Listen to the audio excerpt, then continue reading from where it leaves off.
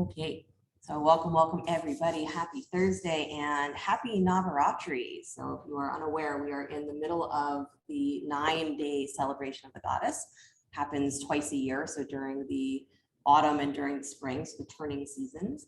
And it's a opportunity for there to be a turning over of the energies inside of us, right? So the goddess is the energy that animates everything. She's the energy that makes life worth living, put it that way, right? She's the energy that makes life full of the zest and the color and the meaning and the taste and the flavor.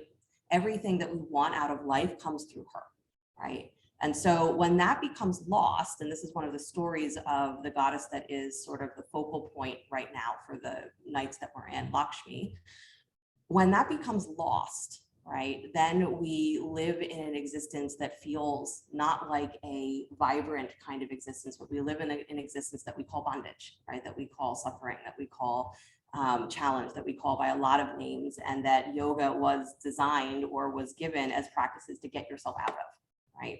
So it has this kind of circular thing, right, where yoga is there to bring us back to a state where life has become vibrant again. So the pose that we're practicing tonight in dedication to the goddess is literally goddess pose, right? So we're going to be breaking down that posture.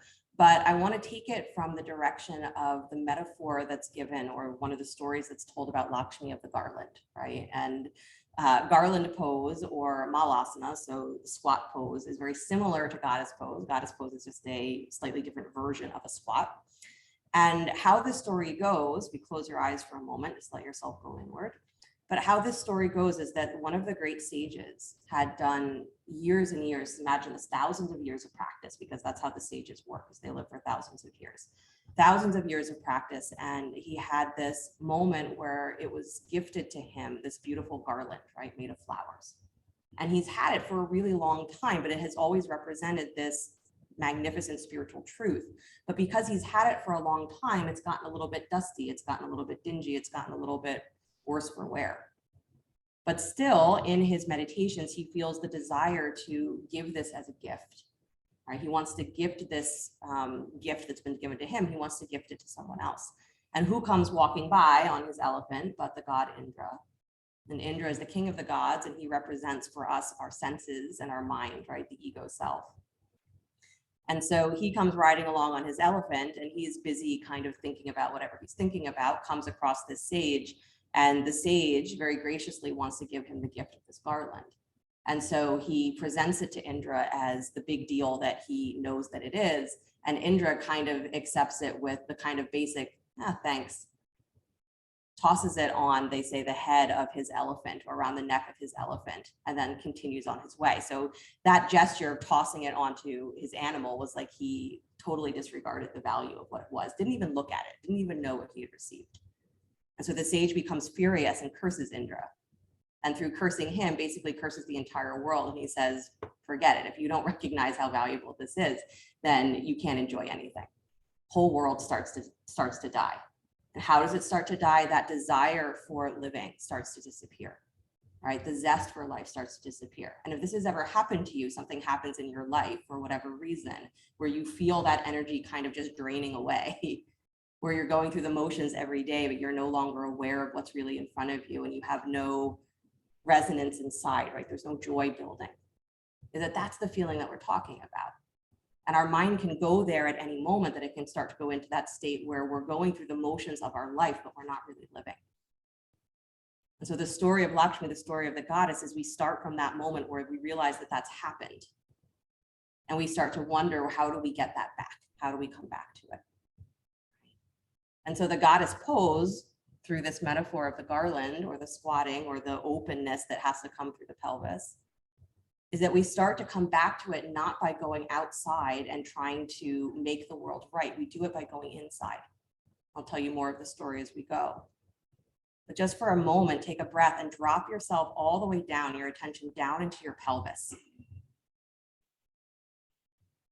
You're bringing yourself down into the weightiness of your body. Instead of trying to lift up and out, draw yourself down and in. And then just in your seat, start to rock forward and back on your pelvic bones. It's like you're doing this little pelvic tilt on your seat. So it's a subtle arching and curling of the lower back.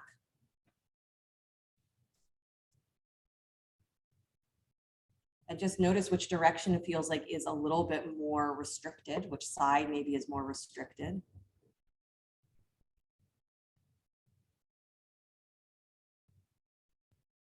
then come back to that stillness where you can feel yourself resting on both sit bones. Drop the attention again on an exhale, draw it all the way down into the pelvis.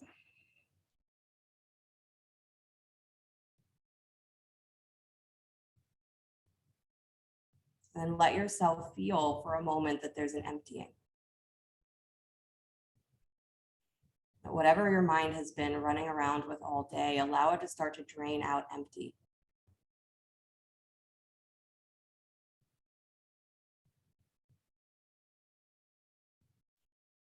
From that state of empty, we start to find again where joy lives in us.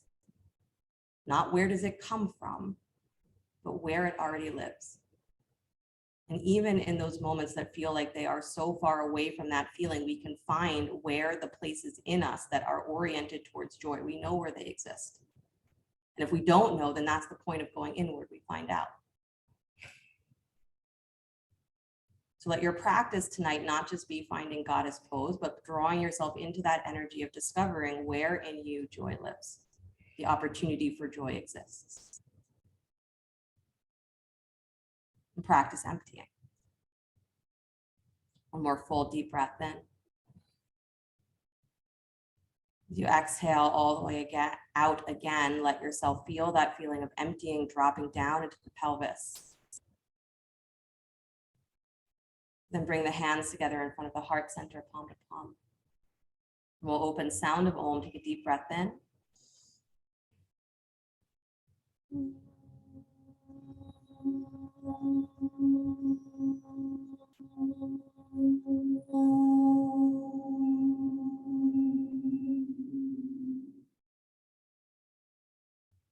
We're going to do one more sound of Om, and I want you to just notice if in that first sound, if you let your pelvis open or if you kept everything up in your chest.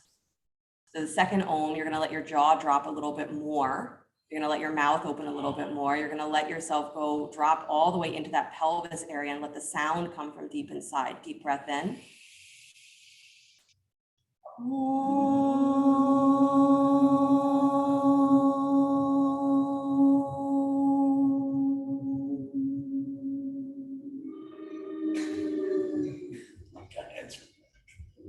There you go. And let the eyes float open. Nice, you guys. You can release your hands, please. Then go ahead, let yourself roll forward onto hands and knees. The train is always perfectly timed. Either at the perfect place in a Dharma talk or during Shavasana. 100%. On hands and knees, please start to circle your hips. So start to just move your pelvis in big circles, little circles. You can let the shoulders go with you, but circle the hips. Yeah. It's a very interesting thing I find when you start working with the pelvis is to notice how much tension you hold there, just as a habit, right? How often during your day you actually have your butt clenched a little bit, or how often you have that little clenching in your lower belly. Good. So all of that habit of being in that really tense state leads our body to believe that we are constantly in fight or flight. Begin to move your hips the other direction, please. So this idea, right, or this cue to start to become empty doesn't mean that we have to get rid of what we're thinking or get rid of sensations, but it means to start to actually unpack those layers of how tense we've become inside, right? How much we've forgotten what it feels like to be relaxed. We've forgotten what it feels like to let our jaw drop, to let the belly go. Come back to stillness, please, back to hands and knees.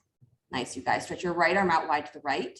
Slide that arm behind your left wrist. Right shoulder finds the floor. So thread the needle, turn your gaze to the left. Walk that left arm forward in front of you. Good. And then go ahead and stretch your left leg straight back behind you. Yep. Yeah, so you can lift the foot up in the air. It's nice if you keep the foot on the floor as well, but I want you to be able to really press back through that leg. So if the foot is on the floor, you can really press back through the heel. Don't let your weight keep falling forward. So if you lift the foot and all of your weight falls forward onto your shoulder, I want you to keep the foot down and pull back. If your foot is lifted, keep it lifted, but pull back, right? Move the weight of your legs back.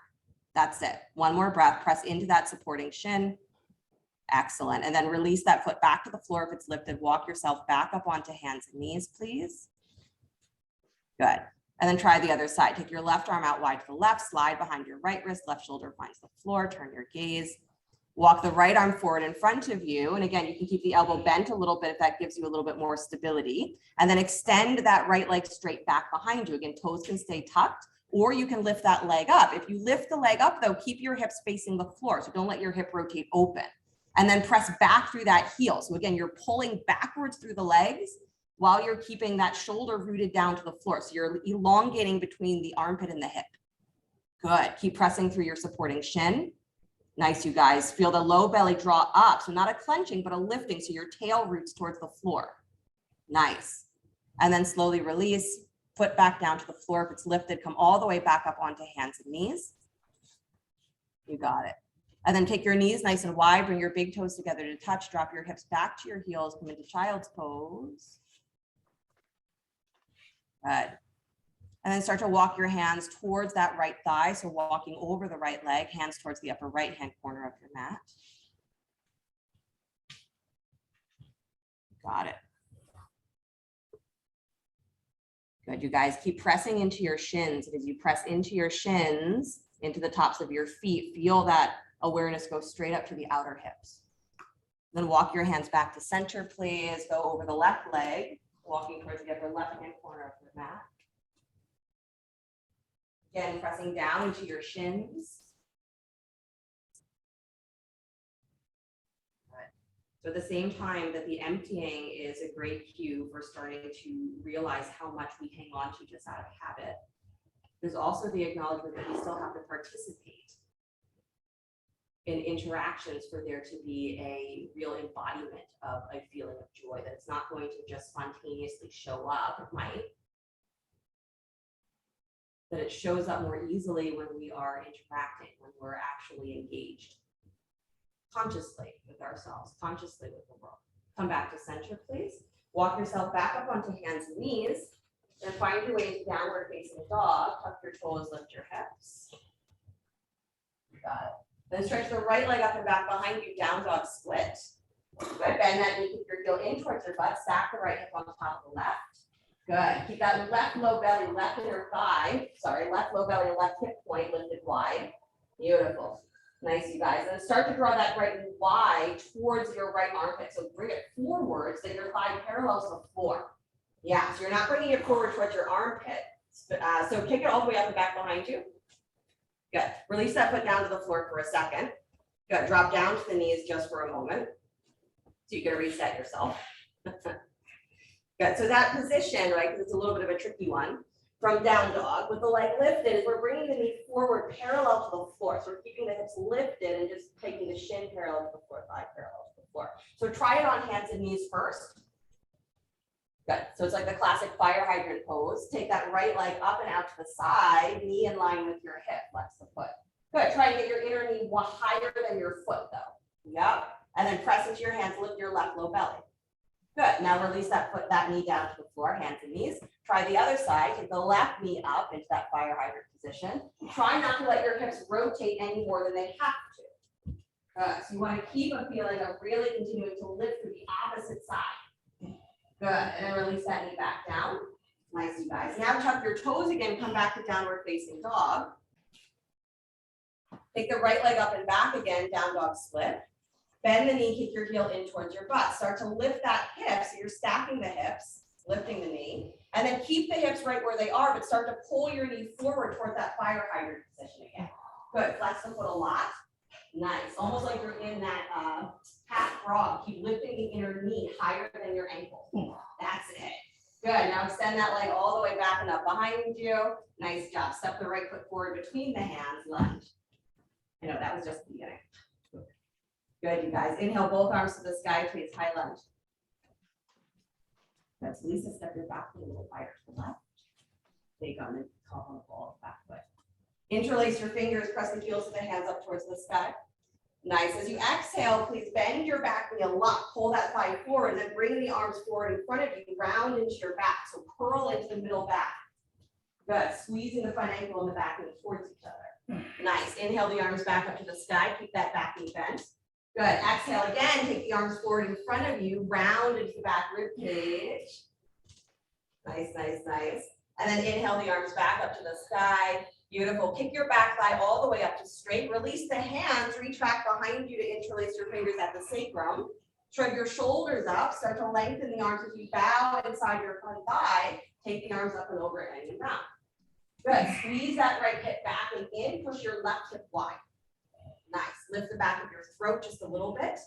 Yeah. And then release the hands down to the floor. Both hands inside the front foot. Good. Walk your hands straight ahead into lizard pose. So stay up on your fingertips. You can always drop the back knee here if you need. If you can, keep it lifted, keep it lifted. And then make sure that you are pushing back through your hips. So again, take your pelvis back as you lift your chest forward. That's it.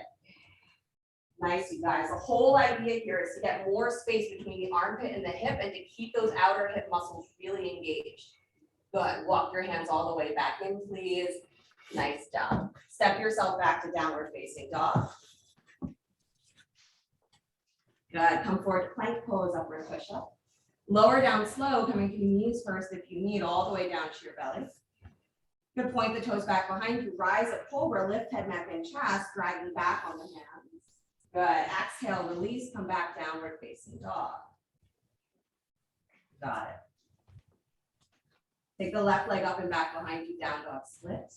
Bend the knee, keep your heel in towards your butt, stack the left hip on top of the right. Again, keeping your right low belly lifted and wide as much as you can. And now start to pull that knee forward, coming into that fire hydrant position. So you're changing the angle of the knee with the hip. But you want to keep that inner knee lifting as high as it can. So it should be higher than your ankle. That's it. Good, you guys. And then extend that leg all the way back and up, down dog split. And then step the left foot between the hands, lunge. Good, take the arms to the sky, high lunge. Interlace your fingers, press the heels of the hands up towards the sky. And then again, bend your back knee a lot. As that back knee bends, pull the thigh forward so your hips move back in space. And then curl into your low back, into your middle back, round, press the arms straight out in front of you. Good. Then inhale, come all the way back up, extend as long as you can. Keep the back knee bent. Exhale, curl and round again, pressing out through the arms. Keep your shoulders on top of your hips though. Good. And then take the arms back up towards the sky, straighten the back leg as you take your hands back behind you, interlace your fingers.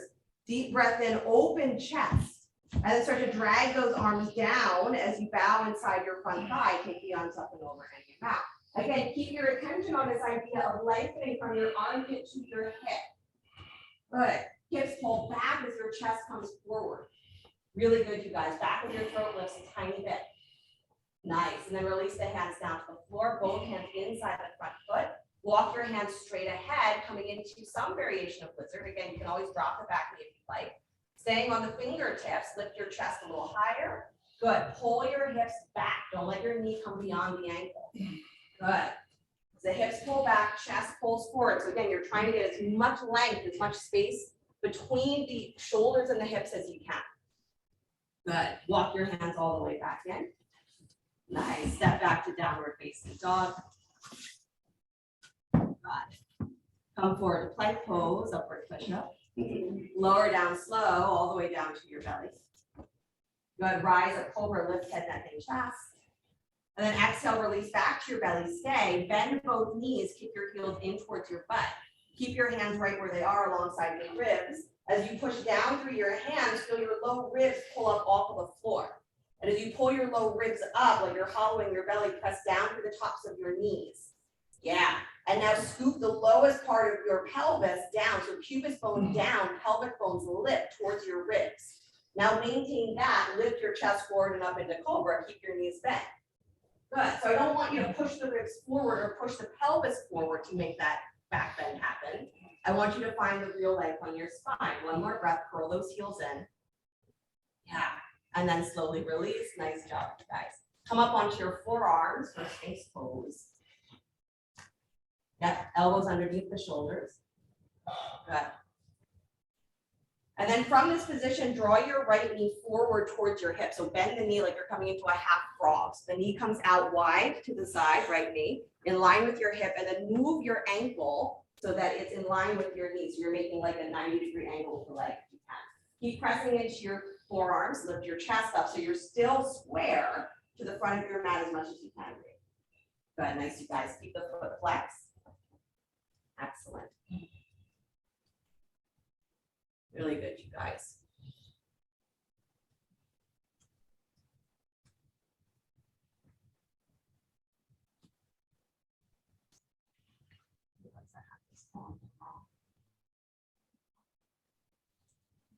There we go.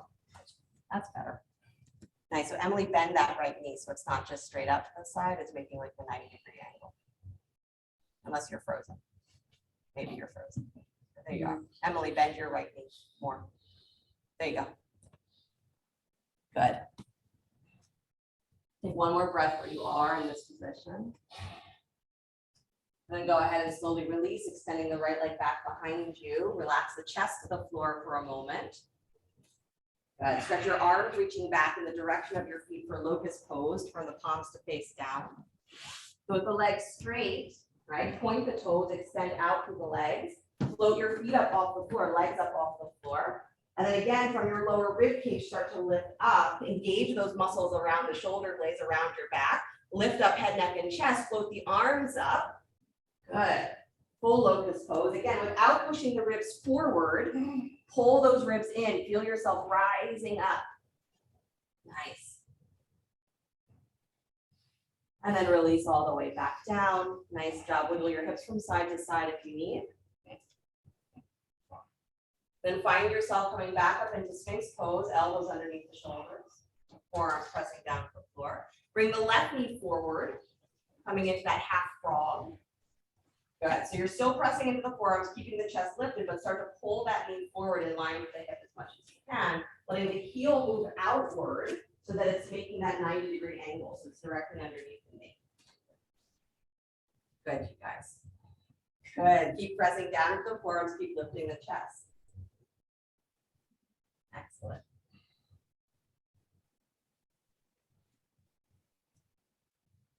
Really good. So of course, in this story, the whole world is dying and none of the gods know what to do. And when they don't know what to do, first they go to Vishnu, who's the preserver. They say, what do we do? And he says, well, we call the goddess. That's what we do. But he comes up with this plan, right? And he decides that what has to be done is that they have to turn the ocean of consciousness.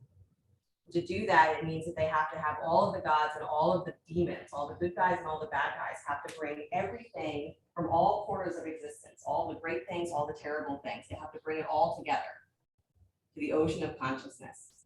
Then they have to spin it up, right? They have to churn it. What is the ocean of consciousness? It's your own consciousness. So this meaningful participation, right? We can't avoid that. And so you think, well, what a great process. They're going to turn all the bad stuff into good stuff, right? So they start turning the ocean of consciousness, and what comes out first is poison. How the story goes. What comes out of your mind first when you start to really mess with it? All of your issues. Take one more breath where you are. Then start to extend that left leg straight back behind you again. Release the chest down towards the floor. Good. Stretch your arms, reaching back towards your feet again. Turn your palms to face down. And again, pressing through that front edge of your pubis bone. So you're drawing the tail down towards the floor. And you get a little lift, a little toning of the lower belly. Float your legs up off the floor for the half locust, pressing out through the inner edges of the legs. And then lift head, neck, and chest, palms facing down. Float the arms up as well. Good, but again, feel yourself rising up through your rib cage. So you're not pushing forward through the ribs, but you're drawing up and in. Get wider through your back. Excellent. Good, one more breath, lifting from the back of your throat. Nice part. And then release back down, plant the hands, press up onto hands and knees. Find your way back into child's pose, knees nice and wide, big toes together to touch. Hips back to the heels. Good.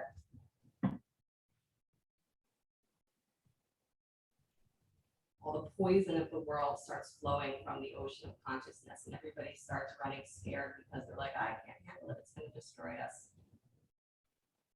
So in the story, Shiva steps forward and he swallows the poison, holds it at his throat, and says, I'll handle it. Right? The one that dissolves one who dissolves our ego, who dissolves our ideas that the material world can bind us, destroy ourselves, all handle poison. But what comes next after that is all of the great blessings, right? The wish fulfilling cow, Lakshmi herself. Right? The things that are the embodiment of abundance and joy, they start to show up. Walk yourself back up onto the hands. Good. Come into downward facing dog. Tuck your toes, lift your hips. Got it. And then right leg comes up and back behind you, down dog split. Bend the knee, kick your heel in towards your butt, stack the right hip on top of the left. And again, pull that knee forward into that fire hydrant position. So bring the knee in line with your hip, flexing the foot, lift that inner knee. Yeah. And now if you can, stretch that leg all the way out to straight. So it's, don't move it, just extend the leg to straight out from your hip, parallel to the floor. You got it, Maria, nice. Good, and then bend the knee again, nice, Lindsay. Extend the leg straight back into down dog split. You got it, step the right foot forward between the hands. Good, drop the back heel, baby toe parallels back up your mat. Take both hands inside the front foot. So your legs are in warrior two, but your hands are on the floor. Walk your hands slightly to the left until you feel resistance. So that means, right, that your butt starts to pop out. Draw it back and in. Nice, your knee might start to fall in. Draw the inner knee wide. Good, up on your fingertips, lift and lengthen your spine. And then exhale, bend the elbows, drop in a little deeper. So Christina, just take your hands inside your foot. There you go, and walk to your left, so away from your front foot. Just a little bit, there you go. Yeah.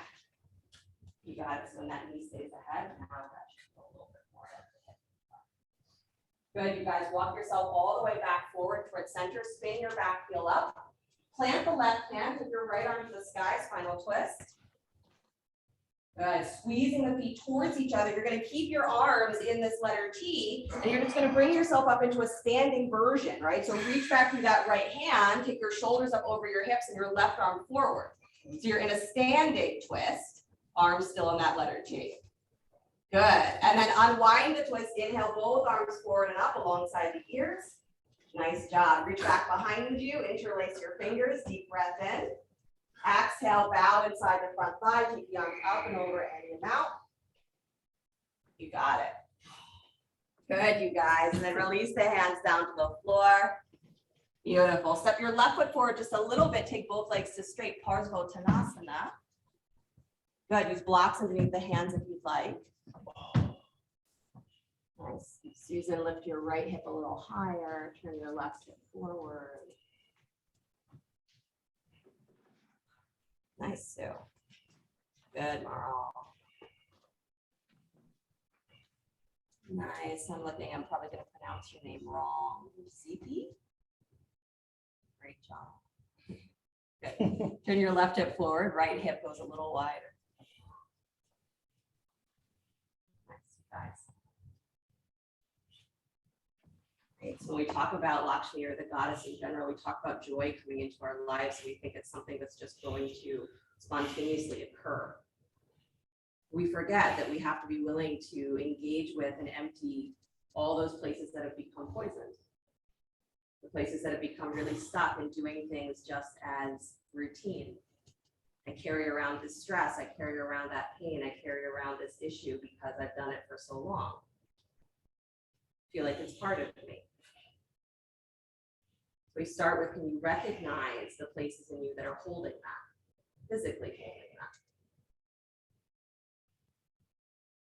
that? Then can you recognize the places in you that are also where you most easily feel relief, joy, pleasure, excitement? Take one more breath. Good, then take your hands to your hips, please. Come all the way up to stand. Don't change your feet. Beautiful. So standing, both legs straight, hips facing forward. Stretch the arms out wide, letter T. Start to twist again towards your right, so towards that front leg. Good. So you're really drawing that right hip up and back, squeezing the feet towards each other. Lean forward through that left arm, so extend through the left arm. And then let that left hand touch down to the floor or a block. Right arm goes to the sky, a twisting triangle pose. You can bring that hand towards the outer edge of the foot, or just let it come to wherever it comes to rest. Nice, you guys. Reach up to that right arm just a little higher. Really good. And then release that right hand down to the floor, please. Bend the right knee, step your left foot forward, top of your mat. Good. Take your feet together, big toes and inner heels to touch. Come up on your tippy toes, and then bend your knees out wide, dropping your hips down towards your heels like a little frog squat variation on Malasana. We're going to feet together. There you go. Yeah, press your heels down towards the floor as you walk your hands forward. Good. Nice. Like you're trying to take your hips back towards the floor. Let your heels reach for the floor. Fine. Yeah. Just really draw back to the heels. Stretch, go back, stretch. Nice, you guys. Good. One more breath. Drop everything through the pelvis. Drop it down. Nice. Walk your hands all the way back in, please. Take your feet flat as you start to take your legs to straight, standing forward fold, Uttanasana. Good. You got it. And then go ahead and step your right leg back, left leg back, downward facing dog. Good. Take the left leg up and back behind you, down dog split. Bend the knee, kick your heel in towards your butt, stack the left hip on top of the right. And then move that knee wide towards that fire hydrant position again. So the knee comes forward in line with the hip. Hips are still lifted. Good. Flex that foot, lift that inner knee. And then if you can, extend that leg all the way out to straight, parallel to the floor. Really nice, Monsi. That's great. Keep the back of your throat up. Good, you guys. And then bend the knee again, back to fire hydrant. Take that leg straight back behind you, back into down dog split, and then left foot steps forward between the hands left. Good. Drop the back heel, baby toe parallels back of your mat. Keep both hands inside the front foot. You got it. And then walk your hands just a little bit to your right until you feel resistance. So your back heel should be flat. The legs are almost like they would be in Warrior Two. There you go. And hands on the floor. Perfect. Walk your hands a little bit towards the right just so that you get a little bit of stretch through that left inner groin, left inner thigh, left outer hip, all of it. Nice, guys. Good. The more you walk to the right, the more resistance you're going to feel. So you find, again, the point that is a meaningful distance for you. Hold the legs steady. Got it. Lift up onto your fingertips for a breath. So inhale, pull that left hip back and into line between the ankles. Exhale, bend your elbows, drop your chest, your shoulders, any amount inside that front knee. Yeah.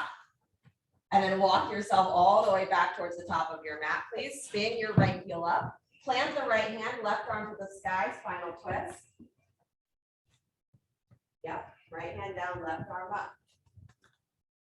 You got it. And then squeeze your feet towards each other. Start to cartwheel the arms up into that standing twist. So your shoulders come up over the hips, right arm is forward, left arm reaches straight back.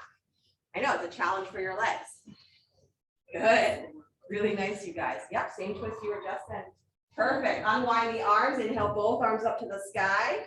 Good. Take your hands back behind you. Interlace your fingers. Deep breath in. You're getting lighter, not heavier. Exhale, bow forward. Stretch the arms up and over at your mat. Good. Right. The idea is to work the muscles that are going to need to be not only strong, but also open for the position of goddess. And to work the mental attitude, right? What do I do when things become difficult? Release the hands down to the floor, please. Good.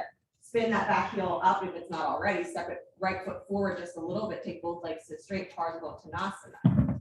And using blocks underneath the hands. Make sure your feet are not in a straight line with each other. So if you need to step them wider, right and left, do that.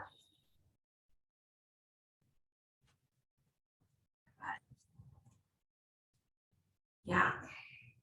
Right. So there's every opportunity when we do things repetitively, and yoga is a big one, right? We do the same poses over and over again in the same stressful way. So especially when the sequence is a lot for your thighs, it's a lot for your hips, it's a lot for the muscles of the legs.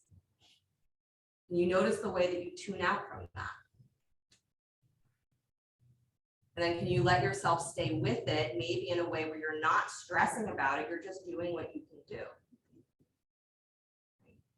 So we're rearranging our relationship with the way that we live in the practice of yoga, not the specific things that we do, although that may be part of it, but we rearrange the relationship to how we are engaged with life, and those external things change more easily. Less of a fight. So we have to engage with our own poison. We have to engage with our own joy and know that they're not so far away from each other. Take one more breath. Then don't change the legs. Bring your hands to your hips. Come all the way up to stand. You got it. Stretch your arms out wide, letter T. And then start to twist again towards that front leg. So the right hand's going to come forward, left arm's going to reach back. Keep squeezing the feet towards each other. And then as you extend through that right arm, send your hips back. So don't let it be a one-way action, right? It's a two-way action. Extend. And then let that right hand touch down to the floor or a block, left arm to the sky, revolve Trikonasana. And again, you can take that hand any amount towards the outer edge of the foot if you choose, or just let it be where it is. Try and keep your hips as square as you can. Nice, Susan. Nice, Sue. Good, Emily. Awesome, CP. Beautiful, you guys. Reach through that left arm just a little bit more. Yeah, and then release that hand down to the floor. Nice job. Step forward, top of your mat, please. Standing forward, fold. Got it. And then again, bring the feet together, big toes and inner heels to touch. Come up on the balls of your feet. Yes, the feet all the way together. Good. Bend your knees out wide. Come back with that little frog squat. Good. Pressing your heels down, walk your hands forward. And here you can either choose to start to round into your back, if that feels like that's a lot of relief, round into your back and really curl the tail under. Or you can go for the bind here. So you take your elbows to the front of your shins and then reach underneath and behind your heels, hold hands. So your arms are squeezing your shins and your outer thighs squeeze your ribs. And then you feel the back of your throat lift. Nice. Excellent, you guys. Dropping your weight towards the floor. Don't try to balance here. Get low. Drop in. Good.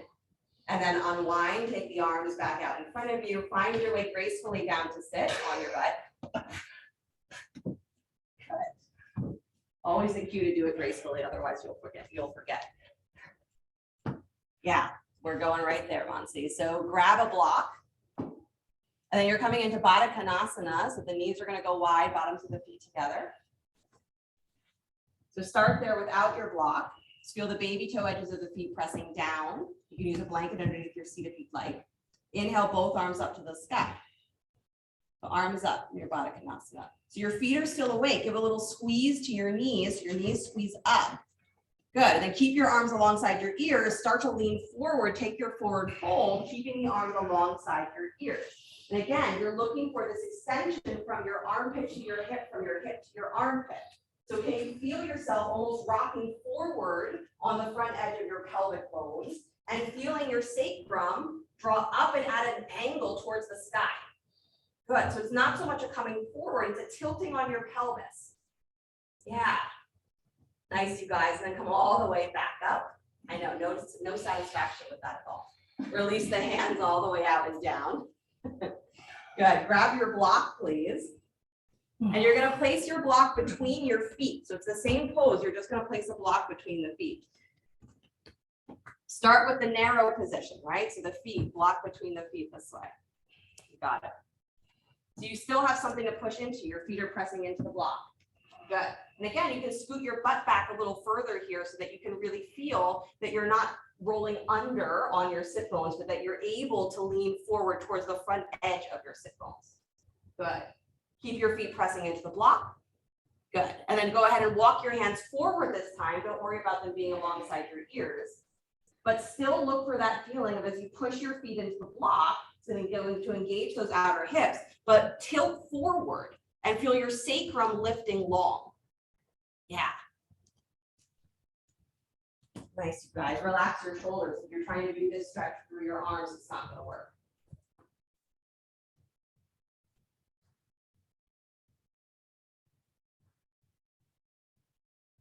Excellent, you guys. One more breath. And then walk yourself all the way back up.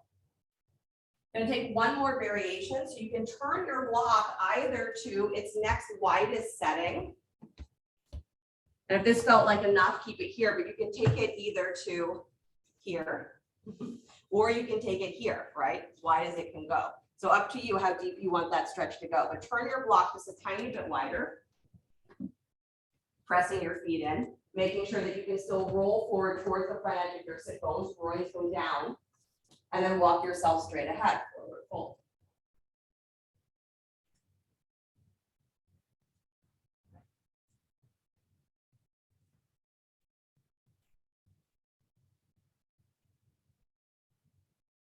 There's something about the celebration of Navaratri that reminds us that what we're celebrating is not only what we're receiving. It's often how our celebrations go, like what comes to me through this holiday, what am I going to get from this, what am I going to achieve?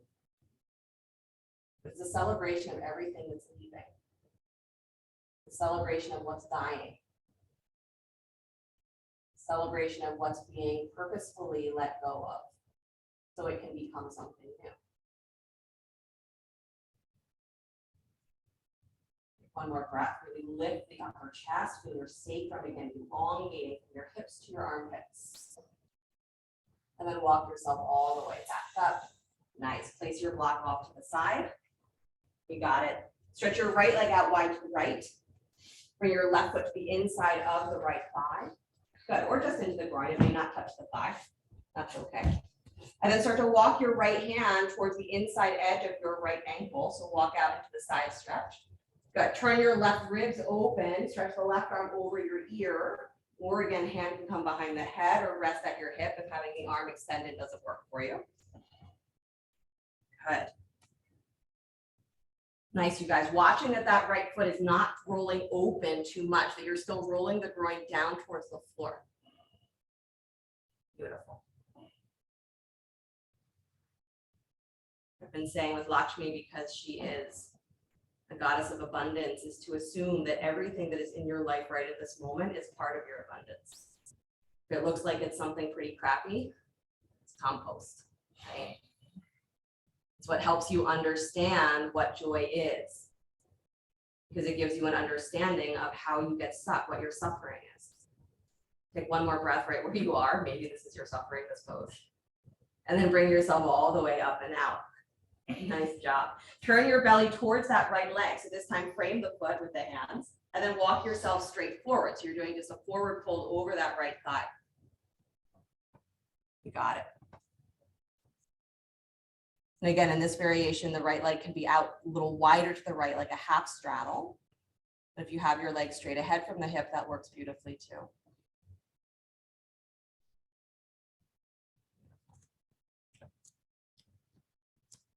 This whole story about Lakshmi, this whole story about how the world recreates itself, or life comes back to a lifeless place, a joyless place, right? It all started because some guy couldn't recognize a gift when it was given to him.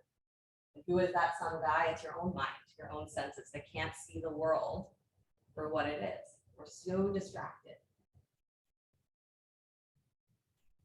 So to be as much in joy over what is dying, what is ending, what is dissolving, as what is coming to you is the teaching of Lakshmi, teaching of abundance.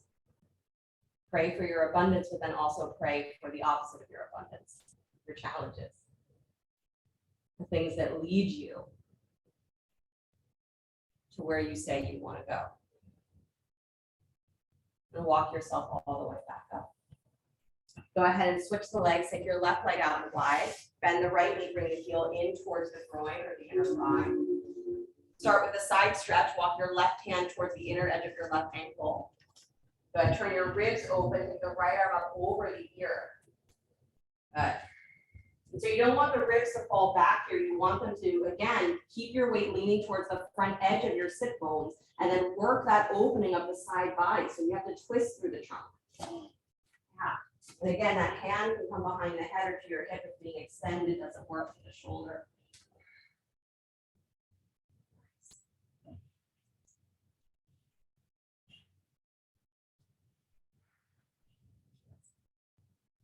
Good. Nice, you guys. One more breath. Let yourself drop in just a little bit deeper. Excellent. Come all the way back up.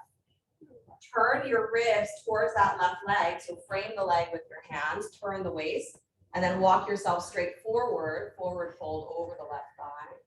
Keeping that right sit bone rooted down to the floor.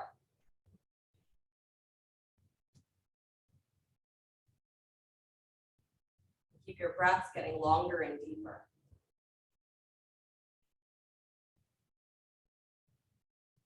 Remember, you're looking for length from your armpit to your hip. So wherever else your mind has gone about what your hamstring is doing or what your lower back is doing, what your stomach is doing, what your shoulders are doing, you remember to elongate from your armpit to your hip, from your hip to your armpit.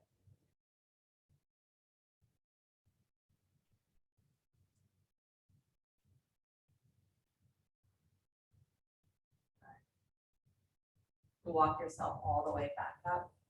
Nice job. Bend both knees, please. Cross the ankles. And then roll forward onto hands and knees. Good. Come back to downward facing dog. You got it. Take your right leg up and back behind you, down dog split. One more time, bend your knee, keep your heel towards your butt, stack the right hip, and then pull that knee forward into that fire hydrant position. Good. If you can, extend that leg all the way up to straight, parallel to the floor. And then if you can, start to draw little circles with that foot, like you've got a little hula hoop around it. I know. You can always stop one step behind whatever crazy stuff I say. You got it. Beautiful. Come to stillness, please. Bend the knee back in. Excellent. And then go ahead, stretch the leg back and up behind you.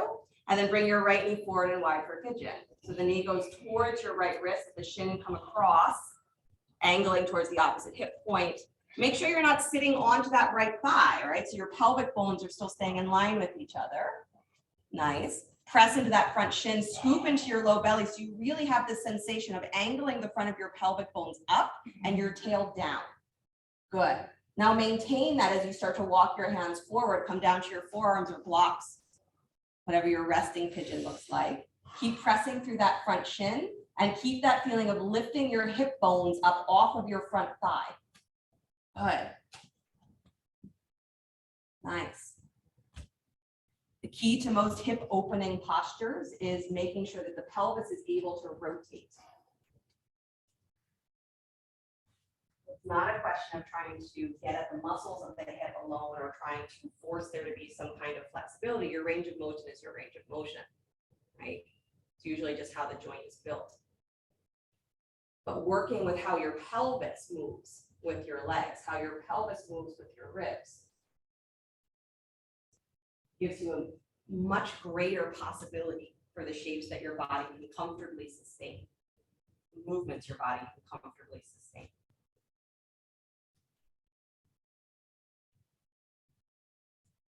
So the sort of happy ending for this story is that Lakshmi rises out of the ocean of consciousness. Of course, everybody immediately, they see her, she's this beautiful depiction of everything that you would assume abundance is. She's physically beautiful, she's radiant, she has this energy about her that is just sweet, and you just want to hug her. Or you want her to hug you, I don't know. So all the gods and the demons are, of course, immediately enamored with her, and they start to fight over who is going to marry her, who she's going to go to. She just very calmly walks past all of them straight to Vishnu, who's the only one who's sort of standing back, not paying attention to her. The only one who wasn't immediately in that lust to own her, the one that she goes to.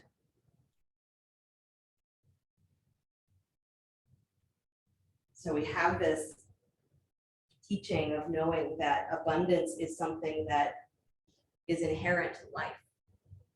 It's inherent to you. If you try to own it, it's going to always slip through your fingers. We come back to that teaching of emptying. Come back to that teaching of how much we hold pain inside of us and withhold joy. So where is it in you that you feel the most pain? And where is it in you where joy already exists? If you have no idea, that's why we practice. Start to go inside. Take a look at your own poison. The Buddhists say it's your medicine. The other side of it, whatever your pain is, the other side of it is the path to understanding how you experience joy. It takes our participation. That's what Navaratri is about. Our participation is what unlocks that. Take one more breath and walk yourself all the way back up. Got it? Plant the hands, tuck your back toes, lift your back knee, step yourself back to downward facing dog. And then take a vinyasa if you'd like, or just stay in dog or take a child's pose. If you're doing the vinyasa, come forward to plank, lower all the way down to your belly, rise up into cobra or upward facing dog. That's where you're at. Nice too. And then find your way back to downward facing dog as you're ready. We're going to come into pigeon on the second side, but don't skip the fire hydrant thing. So take your left leg up and back behind you. Bend the knee, kick your heel in towards your butt, stack the left hip, and then move your knee wide into that fire hydrant position. Lift your knee higher than your heel. Good. And then see if you can extend that leg all the way up to straight without totally locking your right leg. And then see if you can draw those little circles. Really get the outer hip, the butt, inner thigh to work, right? So the leg is extended, drawing tiny circles. Good, with the whole leg, CB, not just your ankle, whole leg. Yeah. You got it. Good, and then go ahead, come back to stillness, bend the knee back in, stretch the leg back to down dog split, and then bring that left knee forward and wide pigeon. So I wanted you to go back to down dog split first so that your pelvis could realign itself. If you skip that part, that's okay. Good. Find your position where your hips are in line with each other. You're not sitting towards that left hip. And then again, pressing into the hands, curl into your belly, angle the hip bones up, tail down. Good. And then maintain that as you walk forward onto your forearms. Come into your resting pigeon. You can always use blocks underneath the forearms or underneath your head. Try not to sit towards that left hip. Keep your hip points in line with each other.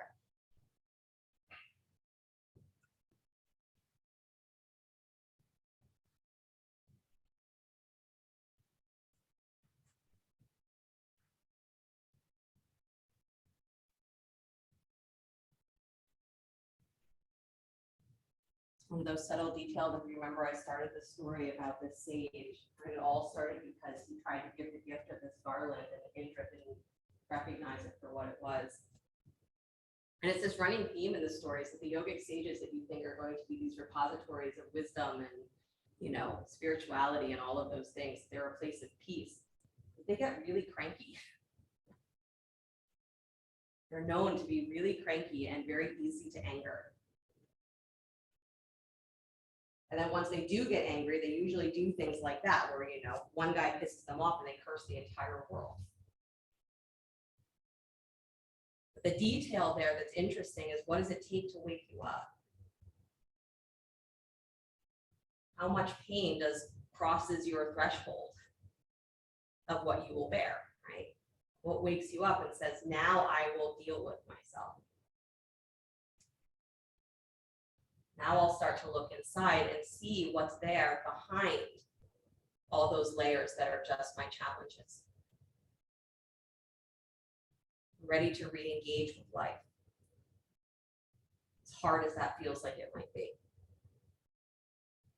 And that's Lakshmi, right? They say that the abundance is there, but she's also that energy of Shri, the energy that makes life sparkly and purposeful and meaningful. Why do we get up every day? Because of Lakshmi.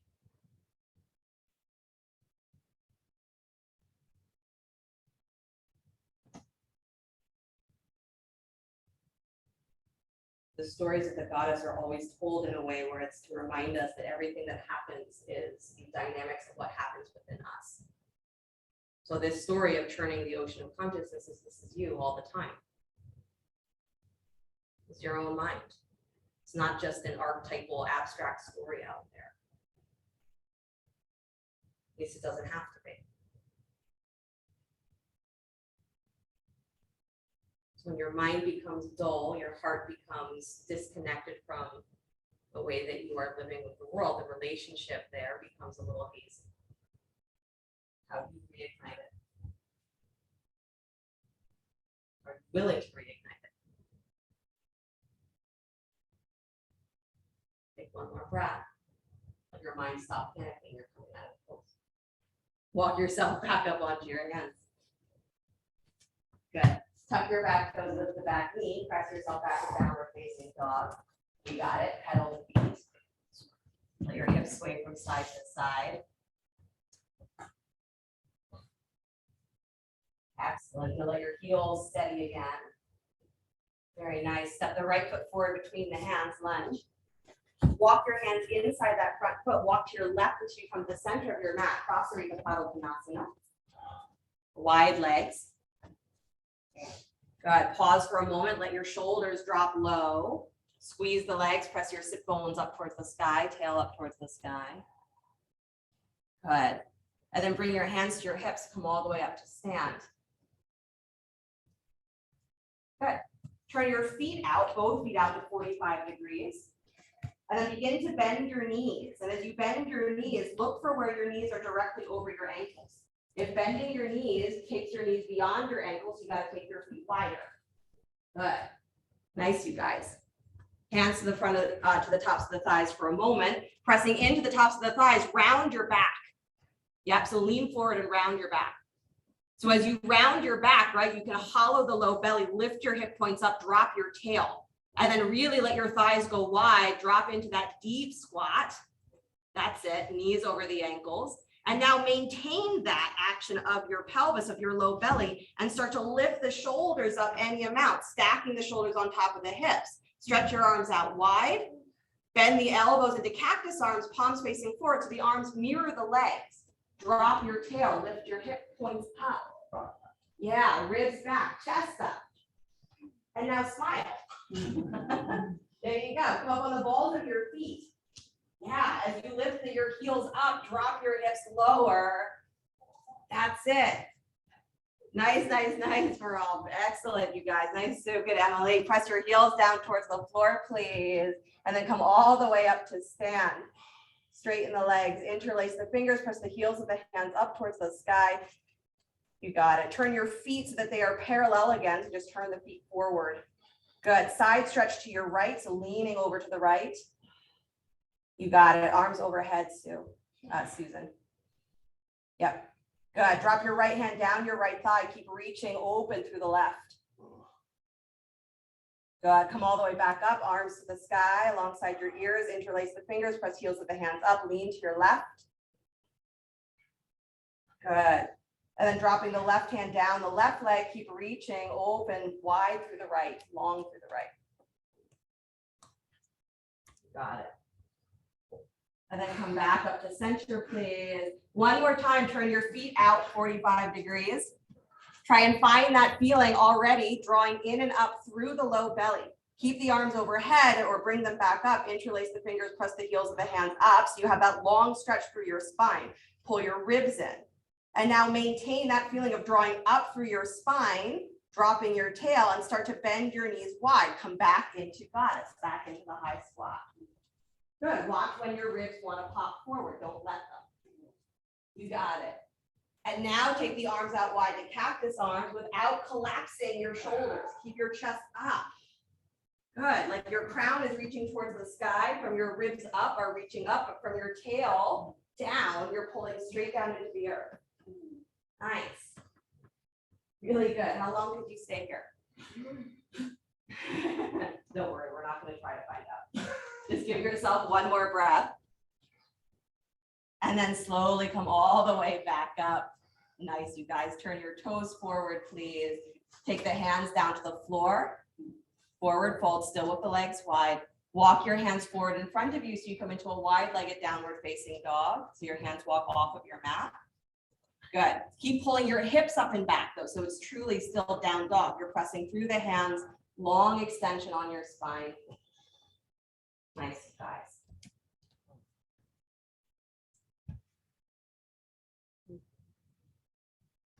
Good. And then walk your hands all the way back in, please. Walk back towards the top of your mat. Turn your toes forward and step back to downward facing dog. And then drop down to your knees, child's pose.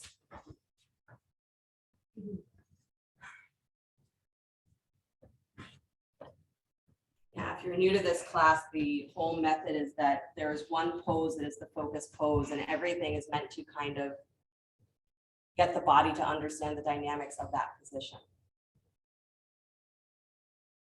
So that was the big hurrah. Goddess pose.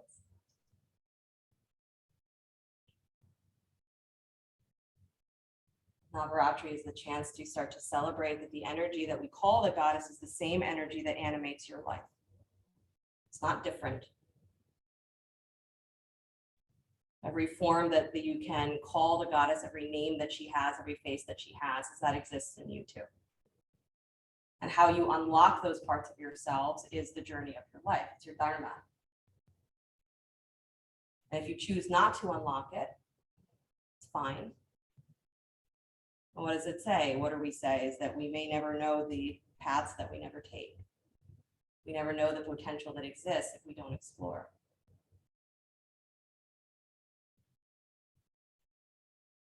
You can only fill an empty cup. Walk yourself all the way back up, please. Find your way onto your backs. If you're in the room with me, you can turn your heads to face the center of the room.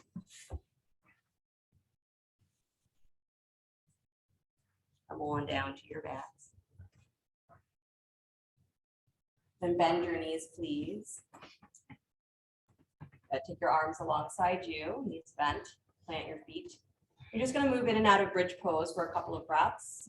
So as you inhale, lift your hips up off the floor, lift your arms up alongside your ears at the same time. So the hips lift, arms come up alongside the ears all the way. That's it. And then as you exhale, release your hips down to the floor, out of bridge, taking the hands back alongside your hips. And then continue a couple more times like that, inhaling, lifting the hips, stretching the arms up and over again, armpit to hip, getting more length. And then exhale, hips back down to the floor, arms back down. Good, a couple more times, moving, breathing through your spine.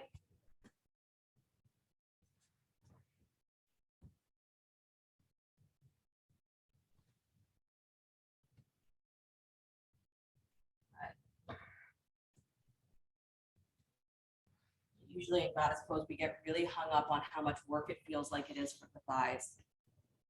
It's not so much work on the thighs if there are other muscles that are kicking in. And it's not so difficult if the side waist is not bound up. The low back is not stuck. If your shoulders aren't pulling on your hips. Next time your hips find the floor, let them stay there. Nice. And then take your right ankle on top of your left thigh, please. Lift your left shin parallel to the floor. You can reach through to hold that leg if you'd like, or you can just let the legs stay where they are. Let the arms stay alongside you. Keep the foot flexed.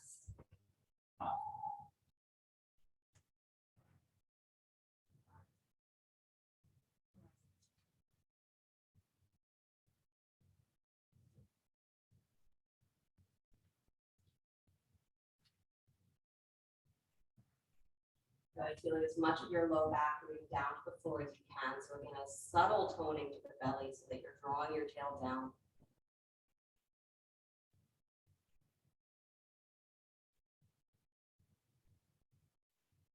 Good, and then slowly release. Just take the other ankle on top. So the left ankle comes on top of right thigh.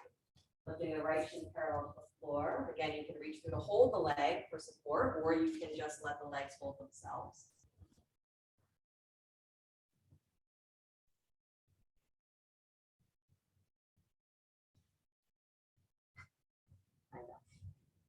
Yep.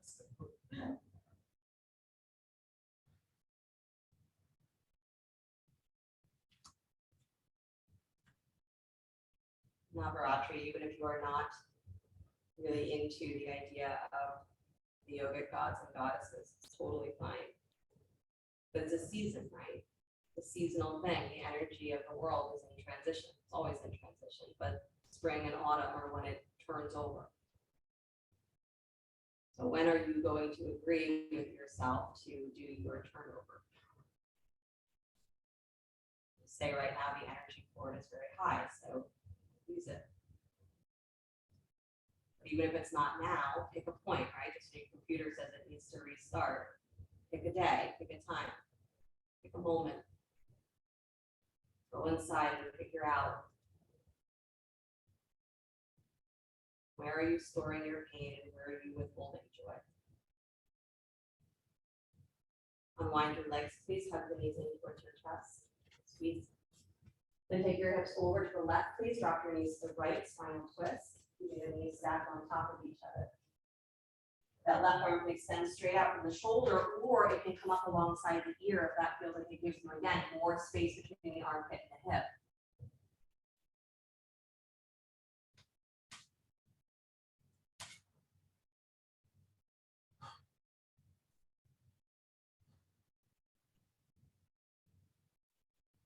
And bring your knees back up to center, please. Scoot your hips over to the right, drop your knees to the left. Same twist, just the opposite side. You're looking for your hip bones to stay in line with each other, so the knees stay in line with each other.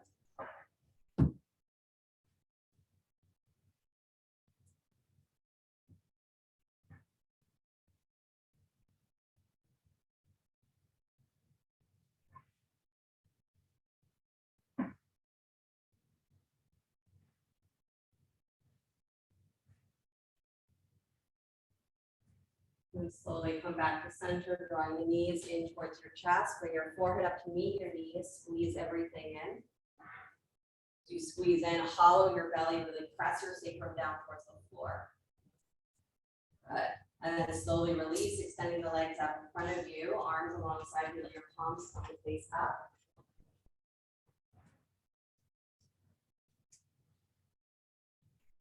Let yourself start to just relax into the floor. Maybe noticing which side of the pelvis is more rooted, which one isn't.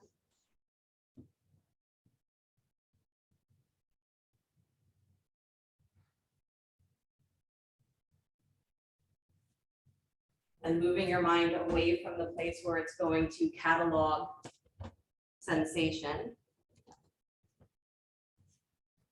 and into the place where it just becomes one with the inhale and the exhale.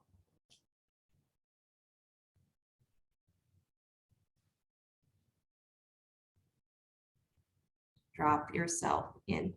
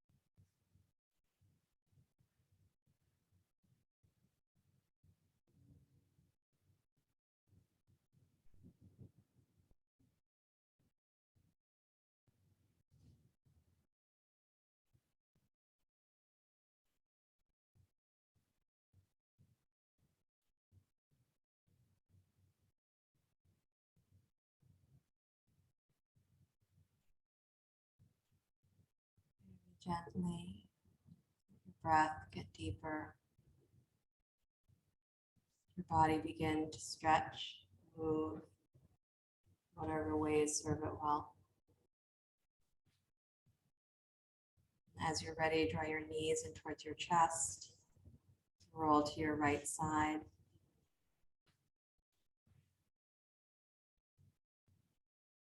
Give yourself a moment there before you begin to push the floor away. Come back to an upright seated position.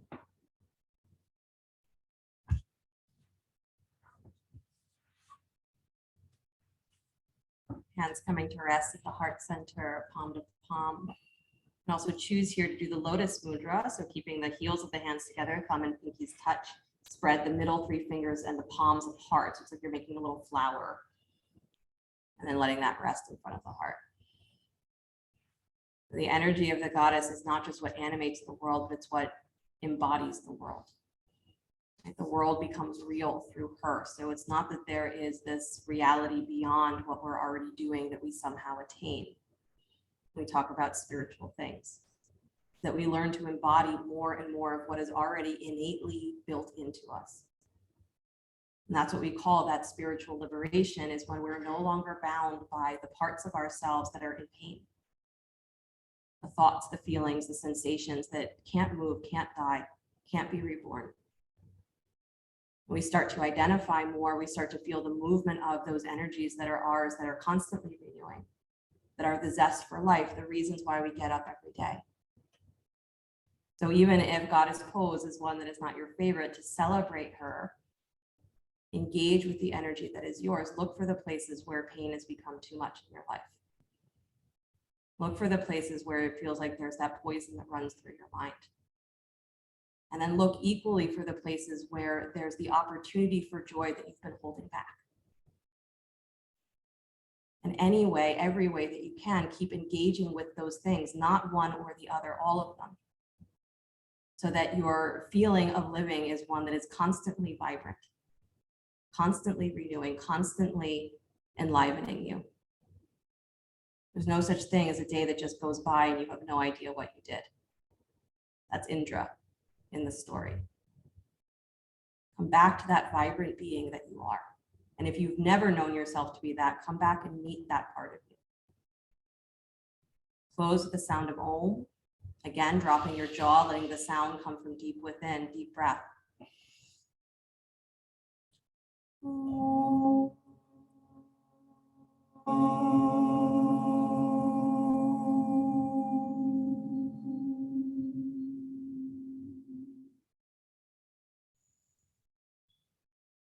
Bringing the palms together and sliding the thumbs up to the space between the eyebrows. Namaste. Thank you guys so much. Have a great rest of your night, a great rest of your week until I see you again.